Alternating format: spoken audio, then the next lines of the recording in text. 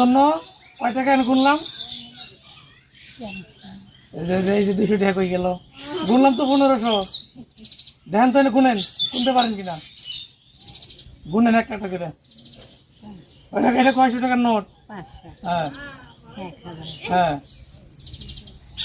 এটা কয় টাকার নোট? না, এটা 200 টাকার নোট।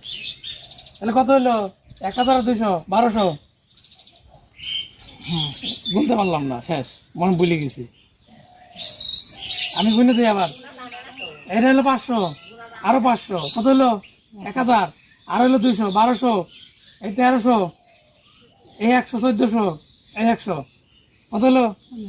1500, 1500 টাকা। আপনি একা খাইলে আগামী 1 মাসের বাজার খরচ চলবে।